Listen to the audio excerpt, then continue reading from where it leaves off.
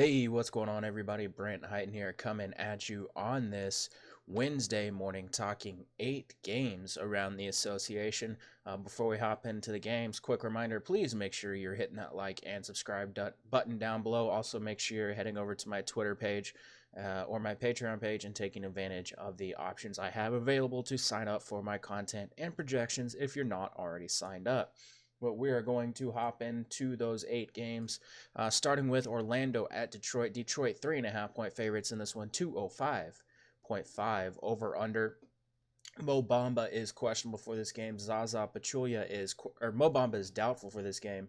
Zaza Pachulia is questionable for this game, and Henry Ellenson is going to be out. I don't have a ton of interest in much from this game. There's a couple of options over on the Orlando side that I am interested in looking at. That starts with Nikola Vucevic. It's a good matchup for him against Andre Drummond. He leads the team in usage at 26.9%, and Detroit has actually struggled against opposing big men. They rank 16th in defensive efficiency to the position. They're giving up 51.6 points in the paint per game. Vucevic averaging 11.1 points in the paint per game. He comes in at 8,900 on DraftKings, 9,200 on FanDuel. He's a guy that has plenty of upside in the spot, right around a 40 fantasy point floor. I like him in tournaments because he's going to be really low owned. This is a matchup that I think is going to go overlooked. So I definitely think he is someone to really, really look at. I really like DJ Augustin in this spot. I know I pound the drum on DJ Augustin almost every single time that they take the court, but with Detroit getting pummeled at the rim, allowing 70.1% at the rim over the last 10 games, 45.6% field goal percentage in the paint. This is a spot where I think Augustin could have some success. Detroit ranks 26th in defensive efficiency to point guards on the season. He's just cheap. 4,500 on DraftKings, 4,600 on FanDuel. We know he's going to get the minutes, assuming the game stays close. He does have a pretty heavy role in the offense. He does have some down games recently, 10 fantasy points against Boston, 11 against Sacramento. But for the most part, he's going to get you in the lower 20s with plenty of upside. He's been really good against Detroit already this season. It is a little bit of a revenge game for him, so I do like DJ Augustin in this spot, cash and tournaments. Terrence Ross continues to be a pretty solid cash option. Aaron Gordon, Evan Fournier, decent tournament options. We know Fournier is going to get the minutes, take a lot of shots. He's second on the team in usage, right around 24%. Aaron Gordon has played pretty well against Detroit this season, averaging about 44 fantasy points, has a pretty good history against Detroit, has been playing really well of late, and it's nice to see him playing a little bit better. Minutes have been really solid for Aaron Gordon. It's not the greatest of matchups. He comes in at 7K on DraftKings, 7,500 on FanDuel, but he's fine over in tournaments. On the flip side of this, obviously Andre Drummond, Blake Griffin, the two guys that generally are going to garner the most ownership, and that's fine. Both guys leading the team in usage. Blake Griffin, 28.9%. Andre Drummond coming in around 24%. It's not a really good matchup for either one of them, but I don't dislike rolling either one out in tournaments. Blake Griffin, the guy that could actually have some success. Orlando ranks 17th in defensive efficiency to power forward, so I would be more inclined to roll him out than Andre Drummond, but they definitely need to be in your GPP player pool. I think in cash, there's just better places to look. Reggie Bullock is actually the guy that I have the most interest in cash in tournaments. He's 4,500 on DraftKings, 4,900 on FanDuel. Continues to play a decent amount of minutes. Only played 27 against Utah, but most nights he's going to get you 30 plus minutes. And this is a spot Orlando really, really bad of late. They're allowing 41.7% on corner threes this season, 36.3% on above the break threes. Reggie Bullock is a guy that takes a lot of 3-pointers. The majority of his shots come from the corners or from above the break. 21% of his shots are corner threes, 41% of his shots are above the break threes, right around 62% of his shots overall from beyond the arc. This is a spot with Orlando really struggling to defend the 3-point line. I think Reggie Bullock can have some success. He has topped 30 minutes in 5 of his last 6 games, has topped 20 fantasy points in 65% of his games this season. I'll take that all day long, especially in cash at 4,500 on DraftKings. The rest of the team, Reggie Jackson, Ish Smith, guys that you can look at, but I'm just not really intrigued by too much from the Detroit side of this game outside of a couple of cheap options. Moving on to another game that's not terribly appealing, Milwaukee at Memphis. Milwaukee 6.5 point favorites in this one, 209.5 over under. Dylan Brooks, Kyle Anderson, Chandler Parsons out. Marc Gasol is questionable and might even be closer to doubtful. We'll have to wait and see how this works out for throughout the day. But Marc Gasol came out and said that he lost feeling in his hand and his elbow, and he couldn't get it back. That's a little bit concerning. So it's definitely something we want to keep an eye on here. Looking at the Milwaukee side of things, Giannis is fine. He's playing through an injury, so I would definitely make sure that he suits up for this one. They're trying to manage his workload a little bit, manage his pain threshold a little bit. Only played 25 minutes against Miami last night, so that's really appealing. Could lead to him actually not being limited in this game. But again, it's something that we definitely need to keep an eye on here. He's fine for tournaments with James Harden and Anthony Davis being in just smash spots. It's really hard to justify playing Giannis in a really, really, really bad matchup, just because Memphis really, really good defending at the rim. We don't like taking Giannis against teams that are good rim protection teams. I will say, though, guys like Malcolm Brogdon, who continue to be really, really strong cash options. Chris Middleton, a pretty strong option in this spot as well. Malcolm Brogdon is 5,900 on DraftKings. He's a little bit more expensive over on FanDuel, 6,200. More of just a cash play over there, but over on DraftKings, you can still roll him out in tournaments. He's going to get you 20-plus fantasy points just about every single night, has 30-plus fantasy point upside. He does take a decent amount of his shots from beyond the arc, and that's appealing because Memphis has been torched from 3, 40.2% on corner threes this season. They're allowing 39% on above the break threes so far over the last 10 games. Brogdon, 33% of his shots are from beyond the arc. I really like Chris Middleton. 47% of his shots come from threes, connecting on 38% of them. His assist rate is really appealing too, 24.3% assist rate. 6,900 for Chris Middleton is really appealing in the spot. 7,100 on FanDuel. Also pretty appealing again. Minutes are going to be there for him. Has plenty of upside. I like Chris Middleton in cash and in tournaments here tonight. You can look at Eric Bledsoe in tournaments, Brook Lopez in tournaments, but I'm not terribly intrigued by either one of those options here. Bledsoe could have a little bit of upside at his current price. On the flip side of this, Grizzlies are shorthanded. We saw Javon Carter get in the starting lineup, but Shelvin Mack and Omri Caspi ended up seeing more minutes in his place last game. It's really tough to predict whether that's going to continue. JB Bickerstaff was pretty non-committal whenever he talked about who was going to see minutes. He basically said whoever's playing really well, whoever's defending really well, things like that, they're the ones that are going to get the minutes. Javon Carter is a really good defender, but apparently just wasn't playing very well against Houston last time out, so Shelvin Mack and Omri Caspi really outplayed him. Shelvin Mack is 3,800 on DraftKings. He is 4,400 on FanDuel. I'm fine with him in cash and tournaments. Matchups not ideal, but if he's going to spend a lot of time playing at the 2 where Milwaukee does struggle to defend, I'm a little bit more intrigued here. Memphis is really giving Milwaukee is really struggling against opposing three-pointers over the last 10 games. They're allowing 38.7% on above the break threes. So we want to look at guys that can hit those shots. Garrett Temple, really strong value here. 20% of his shots in the mid-range, takes 50% of his shots from 3. We saw him play really well against Houston. He has 5 games this season where he's hit 4 or more three-pointers.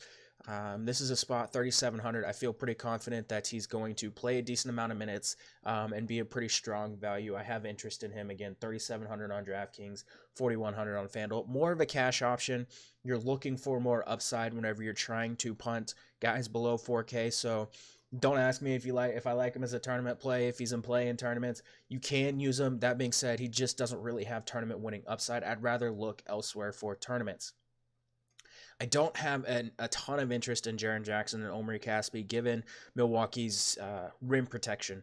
They are one of the best rim protection teams in the NBA. They're allowing just 55.9% shooting at the rim. Jackson and Caspi take a lot of shots at the rim. That being said, Jackson could be in play if Marc Gasol misses this game. I'm still going to go back to the well with JaMychal Green. 27% of his shots come in the paint or the mid-range. Again, as I've emphasized before, we like taking guys against Milwaukee that can hit in the paint in the mid-range.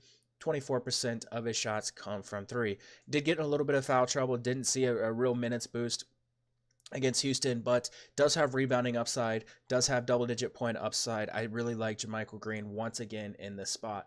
Mike Conley, Marc Gasol, very strong cash options. Both guys score enough away from the rim enough that we don't really need to worry about Milwaukee's rim protection. The issues with Marc Gasol's hand are a little bit concerning, but he does get a boost here. Milwaukee also struggling against post-ups. Mike Conley, not the greatest of matchups, but continues to play a ton of minutes, and that's pretty appealing, although there are some really, really strong point guard options here tonight. Moving on to Brooklyn at Houston. Houston, 4-point favorites in this one, 221.5 over-under. Got a pretty lengthy injury list, so give me 1 second here. Eric Gordon is questionable. Chris Paul is out. Clint Capella is out. Jared Dudley is out. Shabazz Napier is questionable. Rondae Hollis-Jefferson is probable. Danzan Musa is questionable. Alan Crabb is out. Brandon Knight is out. And Daniel House is not with the team. Carmelo Anthony is also out. Looking at the Brooklyn side of things, and according to Shams Charania, Eric Gordon, there is hope that Eric Gordon can play tonight for the Rockets. It was my impression that they were expecting him to play. But looking at the Brooklyn side of things, D'Angelo Russell, he's been really good recently, averaging 39.7 fantasy points on 22.8 points per game, 6.7 assists, 3.8 rebounds, 43.5% three-point shooting, and 50% field goal percentage over his last few games. He owns a 29.4% usage rate and 47.3% assist rate in the month of January. We have seen Houston's point guard defense really, really struggle without Chris Paul. On the season, they rank 15th in defensive efficiency of the position, but they've fallen all the way to 23rd over their last 10 games. They're giving out 24.5 points, 6.6 rebounds, 9.2 assists, and 45% shooting. D'Angelo Russell is a really, really strong option here tonight. He's 7,300 on DraftKings, 7,900 on FanDuel. Obviously, there is a little bit of a risk with the way Kenny Atkinson runs things with the hot hand approach, but if he's going to be continuing to take like 20-plus shots a night, shoot a bunch of three-pointers, have that assist upside, I really like D'Angelo Russell in cash and in tournaments. You can look at Spencer Dinwiddie in tournaments. That price is really appealing. I know he's really, really struggled recently, shooting just 37% from the floor, 26% from three over his last 5 games, but eventually that's going to bounce back, and I would definitely consider having some exposure to him in tournaments. I like Joe Harris as a cash option, just given the minutes and the production that he's been able to put up. Jarrett Allen might be a little bit of a popular option here tonight. We know Houston does struggle to defend the rim. They do struggle in the paint. That being said, I think Ed Davis is the guy that I have the most interest here. Houston likely going to spend a lot of time going small. Doesn't really fit Jarrett Allen's play style that much. Jarrett Allen more of a guy that just hangs out below the basket. Ed Davis can defend away from the basket a little bit more. I like him. He takes 88% of his shots at the rim, where Houston is allowing 68% shooting this season. I think Ed Davis is a really strong value play at 3,600 on DraftKings and 4,100 on FanDuel. Rondae Hollis-Jefferson expected to be back, but I would expect him to play pretty limited minutes here. I have him currently in at 18. That does take away from Rodions Kurucs a little bit, Damari Carroll a little bit. I still think Carroll is a fine cash or tournament option. You can look at Kurucs here as well in tournaments at his current price tag of just 4,100 on DraftKings, 4,500 on FanDuel, and then you can look at Shabazz Napier if he's able to suit up as a value option. Again, this game could play pretty small, which would lead to Shabazz Napier, who is just 4,400 on DraftKings, getting some extra minutes. On the Houston side of things, We'll have to wait and see. James Nunnally was signed to a 10-day contract. He is expected to be active. That being said, may not see minutes. We'll need to wait and see what Eric Gordon's minutes are going to look like. I currently have him projected at 29. Not sure if he's going to play 29 minutes or not. I would expect him to be limited after he's missed like 8 games for the Rockets. James Harden. The return of Eric Gordon doesn't really take anything away from James Harden. With CP3, Capella, and Melo off the floor this season, still owns a 52.4% usage rate, averaging 2.14 fantasy points per minute. It's a 203-minute sample size. So, yeah. James Harden, 13K on DraftKings, 14K on FanDuel. I'm pretty sure that's the most expensive anybody has ever been on FanDuel. Continues to be a guy. At this point, he has like a 70 fantasy point floor. He literally broke my projection model last night. Before I had to make some manual adjustments, he was projecting for like 85 fantasy points. I currently have him projected at 75, and I think that's a little bit modest in this matchup against the Brooklyn Nets. Outside of Harden, again, Eric Gordon's minutes are something we need to monitor. James Nunnally's status is something we need to monitor. Austin Rivers, Gerald Green, and Gary Clark are still going to play a lot of minutes. PJ Tucker is still going to play a lot of minutes. I currently have Austin Rivers at 39 minutes, Tucker 36, Gerald Green 25, Gary Clark 25. I think James Ennis gets like 22, but I don't really see him factoring into this too much. PJ Tucker, Gerald Green, Gary Clark, all really, really strong value options here. We know if this game goes small, Tucker does have plenty of rebounding upside. If you're playing on FanDuel, I don't know that I would shy away from Nene or like Isaiah Hartenstein as like punt options, or even if you're playing like 150 lineups on DraftKings, I would maybe have a couple of those guys in your like player pool just because they could get minutes. Nene could easily pay off his salary in 15 minutes against the Nets. Isaiah Hartenstein could just magically get like 20 minutes here, could easily pay off his salary. But mostly I'm looking at Austin Rivers, PJ Tucker, James Harden, Gary Clark, those guys, just because they're going to play a lot of minutes, take a lot of shots. There's a lot of shots to go around without Clint Capella in the lineup. Moving on to Toronto at Boston. Boston 2-point favorites in this one, 222 over under. OG Anunoby is out. Fred VanVleet is questionable. CJ Miles is questionable. Aaron Baines is questionable. And Marcus Smart is questionable. So many injuries today. Looking at the Toronto side of things, I really like Kawhi Leonard. 9,600 on DraftKings, 9,800 on FanDuel. He's been ridiculous, averaging 58.7 fantasy points on 30.5 points per game, 5.3 assists, 8.3 rebounds, 50% three-point shooting, and 53.1% field goal percentage over his last 5 games. That's a whole lot of percentages, percentile percentage all at once. Fred VanVleet will play.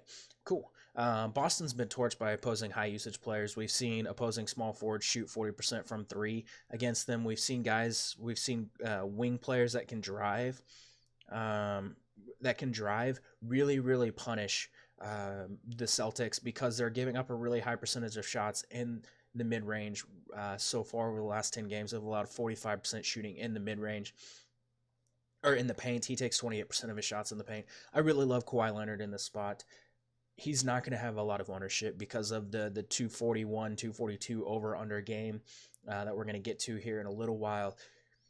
Guys like Kevin Durant, James Harden, Anthony Davis, a lot of guys are going to draw a lot of ownership away from someone like Kawhi Leonard. I really like him in cash and in tournaments. You can get Kawhi and Davis in a lineup. I currently have them in the lineup that I was building. You might be able to get Kawhi and Harden in a lineup. It might work. I like Kawhi Leonard here a lot. The potential return of Aaron Baines could put a little bit of a damper on Boston's issues defending the rim, defending against opposing centers, but I still really like Serge Ibaka and Pascal Siakam. Both of them take about 25% of the shots in the paint. Danny Green, a really strong value option in the spot. Kyle Lowry would just be a tournament option, as always, whenever Kawhi Leonard is on the court. But I do like Kyle Lowry a decent amount, 7,200 on DraftKings, 7,200 on FanDuel. But it's mostly Kawhi Leonard, Serge Ibaka, Pascal Siakam that I'm really, really interested in here tonight. Uh, Toronto has really struggled to defend the paint recently. They're allowing 46.4% shooting in the paint over the last 10 games. They've also really struggled to defend the 3-point line, allowing 37% on both corner threes and above the break threes. Kyrie Irving, going to return tonight. I'm kind of digging some Kyrie Irving. 20% of his field goal attempts come in the paint. Another 34% of his shots come from three. He's played really well against the Raptors in 2 games this season, averaging 54.3 fantasy points against them. Was playing pretty well before missing last game with that quad injury. Kyrie Irving, 8,600 on on DraftKings. Over on FanDuel, he's pretty affordable as well at 8,900. It would be tough to get him in cash, but I really like him in tournaments, especially if you're going to go a balanced lineup and maybe fade Davis and Harden. Not saying that's a really, really smart move because both guys could literally drop like 100 fantasy points in their matchups tonight. But if you're doing it, wouldn't be a bad idea to get some Kyrie Irving.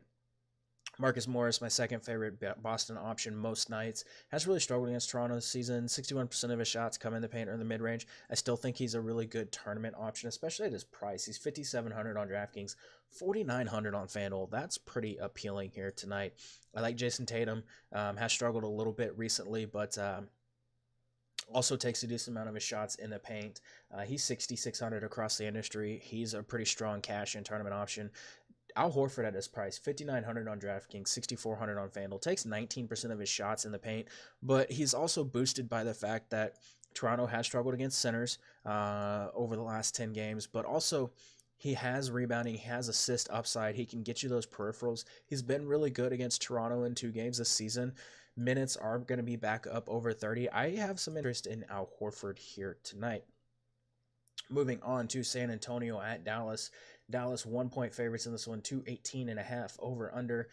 Not a whole lot to talk about in this game. Marco Bellinelli is questionable.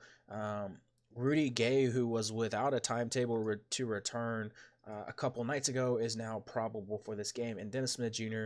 battling back injury, trade rumors, sickness, all kinds of stuff for Dennis Smith Jr. The return of Rudy Gay could actually hurt a little bit of the Spurs side of this game. That being said, I still like DeMar DeRozan a significant amount, 28.5% usage rate on the season. His stat lines have been solid recently because he's been able to boost them with assists and rebounds. Over the last 10 games, DeRozan has averaged 10.5 potential assists per game and 13.2 rebound chances per game. He's been playing pretty well. He comes in at 8,100 on DraftKings, 8,500 on FanDuel.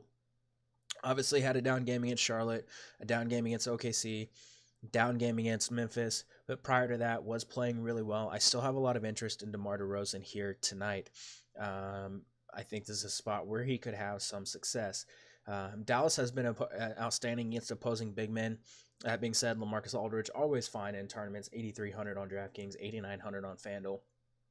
Derek White taking 34% of his shots at the rim. Dallas allowing 66% shooting at the rim this season. He comes in at 5,800 on DraftKings, 6,100 on FanDuel. I'm still perfectly fine with him in cash. Outside of that 16-minute performance against Memphis, really has not failed to return any kind of value. He has plenty of upside. His role is really secure in this offense. Playing really, really well. Derek White, I'm not afraid of any kind of regression or anything like that. I really like Derek White here. I like Bryn Forbes as a value option as well. On the Dallas side of things, it starts and pretty much ends with Luka Doncic. Even if Dennis Smith Jr. returns, I'm still looking at Luka Doncic. He's basically the point guard for this team. Dennis Smith is now just an off-ball player. Spurs have really struggled to defend in the paint and on corner threes. They've allowed 45.6% shooting in the paint over the last 10 games. Compared to their 42% on the season, they've allowed 39% on corner threes over that span.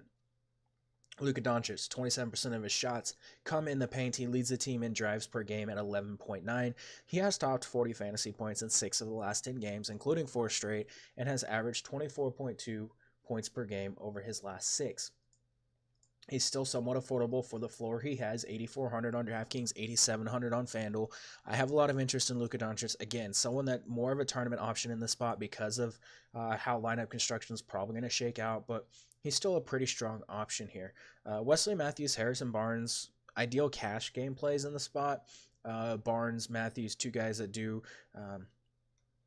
put up some 3-pointers and can get to the rim a little bit, take some shots in the paint a little bit.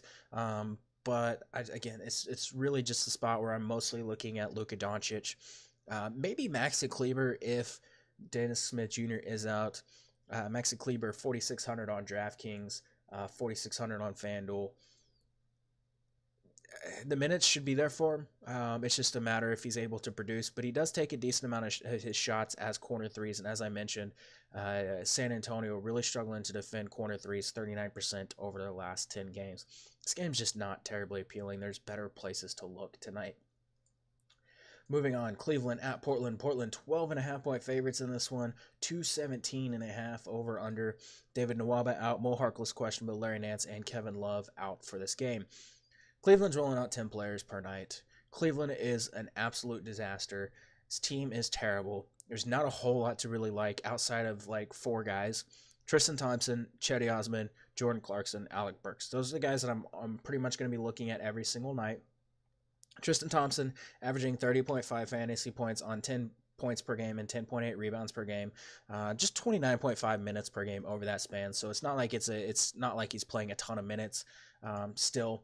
But I kind of like him. Portland has kind of struggled, or has been good against opposing centers, 7th in defensive efficiency, but they're giving up 13.7 rebounds per game and 21.6 points per game.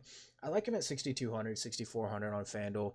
He has upside. I think he's more of a tournament option, but he's definitely going to be overlooked here. It's going to be really, really low owned, and that's somewhat appealing here tonight. I think Cedi Osman is interesting. Starting at the 4 with Nance out, there's some value to be had at his price, 4,800 on DraftKings, 4,900 on FanDuel. He's always been better as the team's power forward. He's coming off a really strong performance against the Lakers. Portland ranks 25th in defensive efficiency to power forwards, giving up 22.2 points per game and 11.3 rebounds. I like him in tournaments. I think he's a pretty strong tournament value. He has topped 20 fantasy points in 3 of the last 4. Has been playing a little bit better again as the team's power forward. Has shown some upside in a couple of these games recently. I don't hate taking some shots on Cedi Osman here tonight.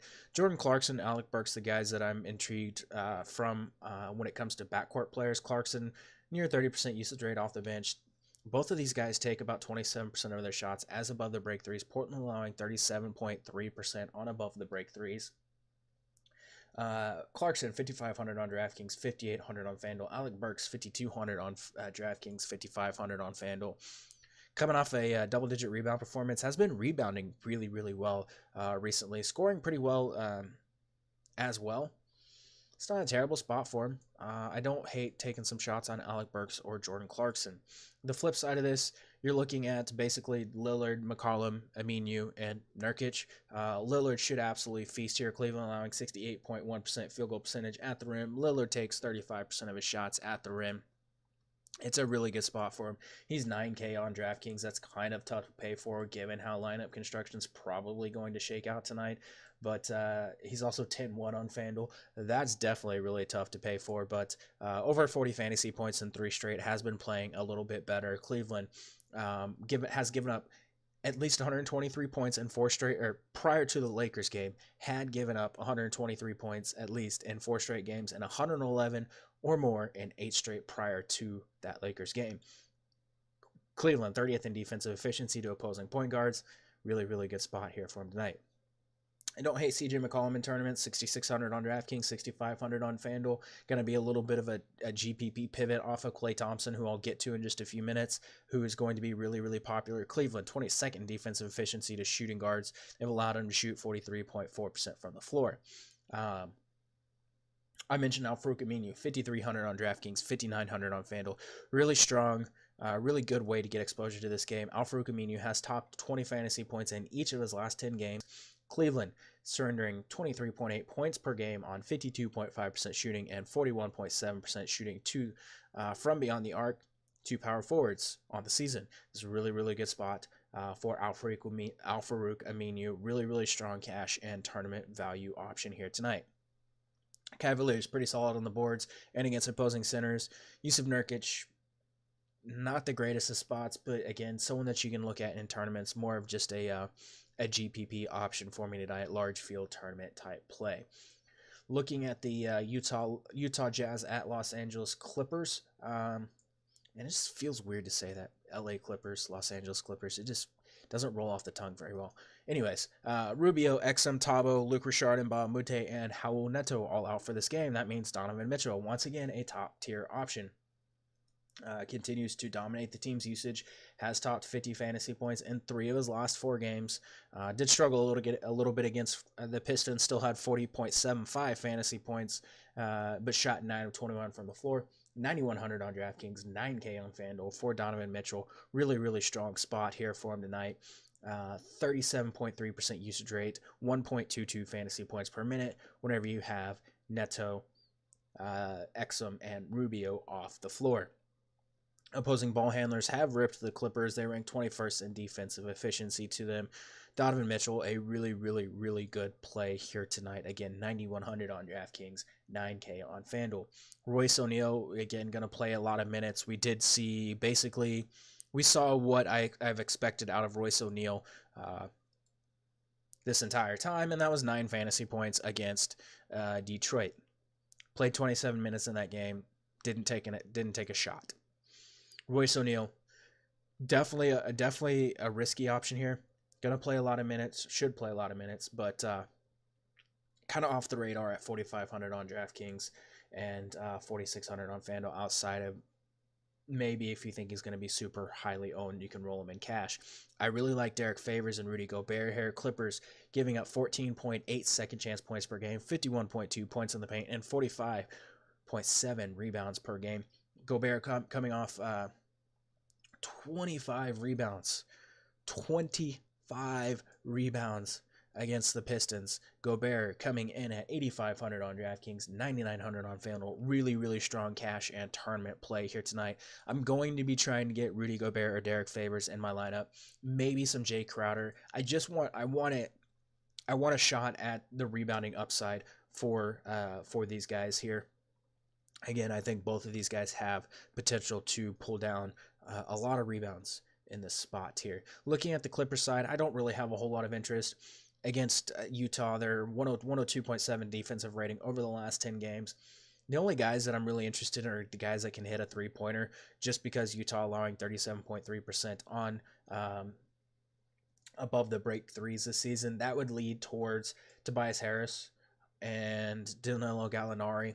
Lou Williams being the options here. Lou Williams is who I would definitely prefer. He has had a penchant for torching the Jazz a couple of times in recent history.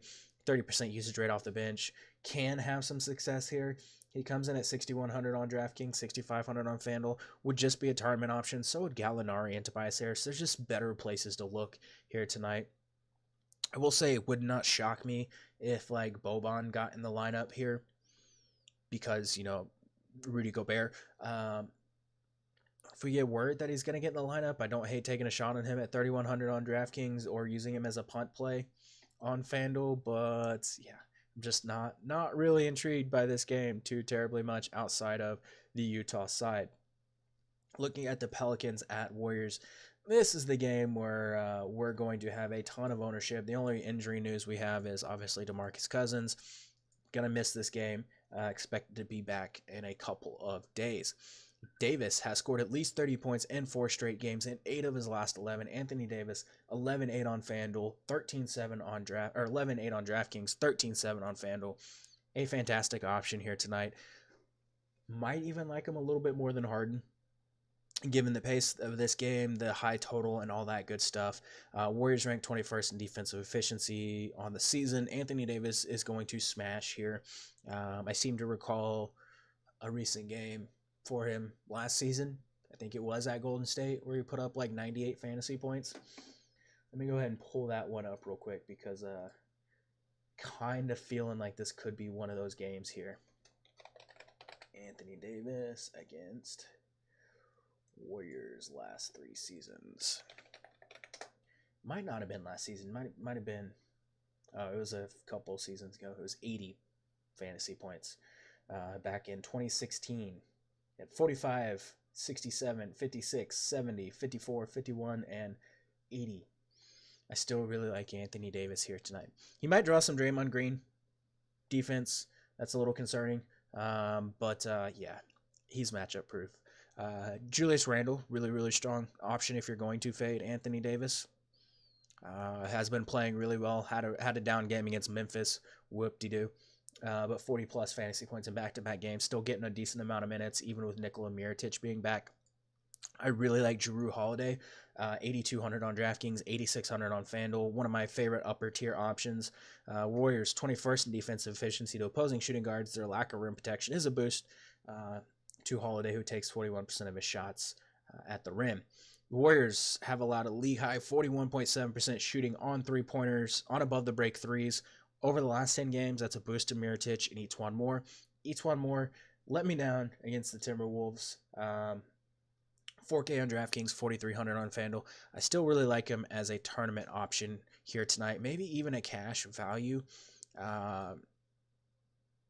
Again, has really struggled in the last 3 games. Minutes should be there for him. Had a really strong game against the Warriors the last time these teams faced off. I kind of like getting some exposure to him here tonight. Elfrid Payton, a pretty strong tournament option.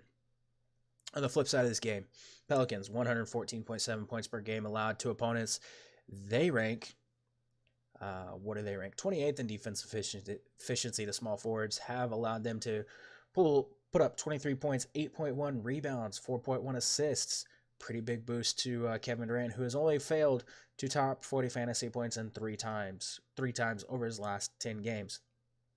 Pelicans getting torched on three-pointers, allowing 41.2% on corner threes and 39.2% on above-the-break threes. So that's a boost for Kevin Durant. That's also a really boost for Stephen Curry, who has been like a human flamethrower recently. He is 10-1 over on DraftKings. He is pretty pricey over on FanDuel as well. But yeah, this is a pretty good spot here for him tonight. He is 10K over on FanDuel. He has shot 49.3% from three-point range over his last 10 games, 45.6% on the season. I would definitely recommend trying to get some exposure to Golden State from one of the three-point shooters. That means Stephen Curry. That means Kevin Durant or Klay Thompson, who I mentioned earlier is going to be pretty popular, has posted a usage rate of 30.2% over the last 3 games. He has eclipsed 40 fantasy points in 3 of the last 4. He's taking a lot of shots recently, shooting pretty well recently.